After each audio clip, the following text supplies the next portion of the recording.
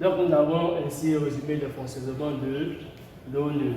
Donc pour terminer avec cette partie, donc vous tenez vos cahiers d'habileté, exercice d'application, exercice numéro 4, page 45. Donc vous traitez les affirmations 3 à 8 et nous reviendrons sur la correction de cette activité d'application.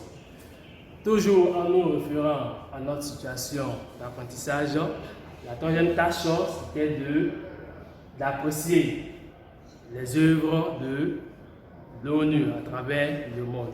Donc en grand 3, le bilan des actions de l'ONU.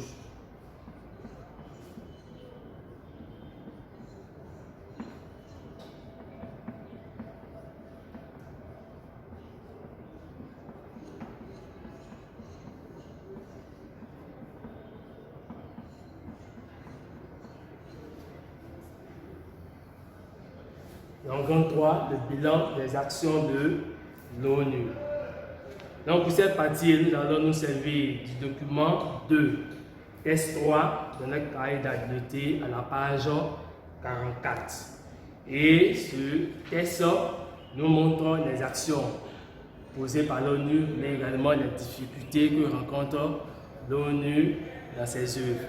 Donc en petit 1, les actions de l'ONU.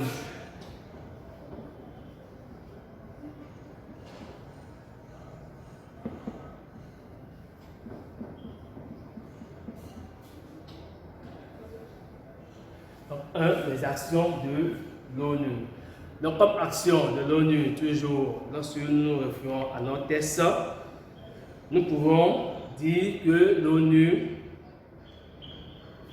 a fait mettre des efforts dans plusieurs domaines. Et quels sont ces domaines?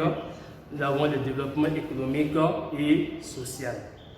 Et parlant du développement économique et social, il faut dire que l'ONU lutte contre la faim dans le monde. L'ONU permet également aux États membres de bénéficier des aides financières à travers ces institutions financières qui sont la Banque mondiale et le Fonds monétaire international. L'ONU a également permis de mettre fin à l'apartheid en Afrique du Sud. L'ONU mène des campagnes de vaccination dans le monde. Campagne contre la poliomyélite, le choléra, la fièvre jaune, etc., etc. Donc voici quelques actions menées, posées par l'ONU dans le développement économique et social. Mais aussi, l'ONU mène des actions pour garantir la paix et la sécurité internationale. L'ONU a réussi à atténuer ou à mettre fin à des conflits dans le monde. Nous pouvons prendre le cas de notre cher pays, la Côte d'Ivoire, où l'ONU est intervenue depuis le début de la rébellion de 2002, en passant par la crise post-électorale de 2010. L'ONU est intervenue également dans différentes crises, telles que la guerre du Libéria, la guerre de Sierra Leone. Donc voici quelques actions menées par l'ONU, surtout dans le domaine du développement économique et social, mais aussi dans le maintien de la paix et de la sécurité. Mais aussi, l'ONU rencontre des difficultés, malgré toute sa rigueur. Et quelles sont ces difficultés? Donc, en petit 2, les limites des actions de l'ONU.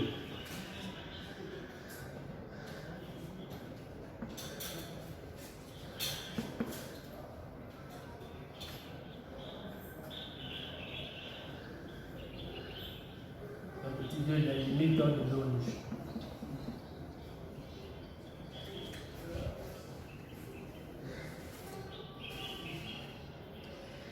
Donc, malgré sa rigueur, il faut dire que l'ONU rencontre plusieurs difficultés dans l'accomplissement de sa tâche. Et comme difficulté dans le test, nous pouvons mentionner le déclenchement de nombreuses guerres. Et nous pouvons prendre en exemple le cas de la Libye, de l'Iran, du terrorisme international, surtout en Afrique avec Boko Haram et AQMI. Mais également, les difficultés de l'ONU sont internes. Donc ici, on parle des imperfections de l'ONU. Et parlant des imperfections de l'ONU, nous avons également l'utilisation abusive du droit de veto, donc comme je l'ai expliqué, détenu par les 5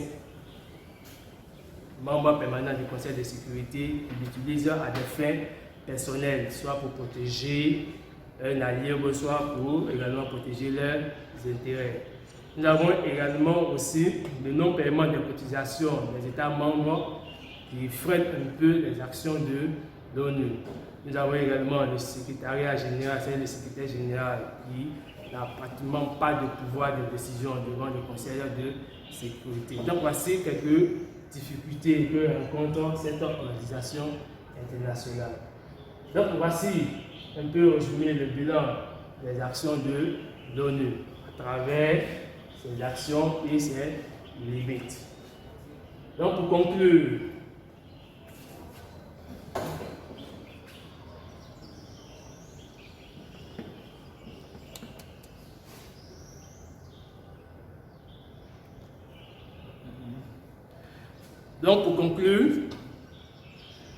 nous dirons que malgré ces limites, donc nous allons conclure. Donc conclusion.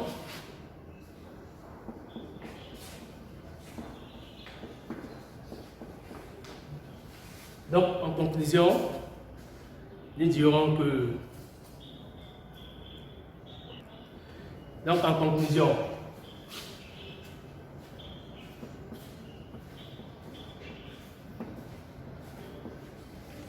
donc que pouvons-nous dire en conclusion? Malgré ses limites, l'ONU demeure une organisation nécessaire au maintien de la paix et de la sécurité internationale. Elle joue et continuera de jouer un rôle modérateur dans les conflits et dans la protection des personnes civiles. Donc ainsi s'achève la leçon sur l'Organisation des Nations Unies. Et pour achever cette leçon, donc vous allez prendre vos cahiers d'habileté à la page 47. Vous allez traiter la situation des variations de la page 47. Et nous reviendrons plus tard sur la correction de cet exercice. Allez, je vous remercie.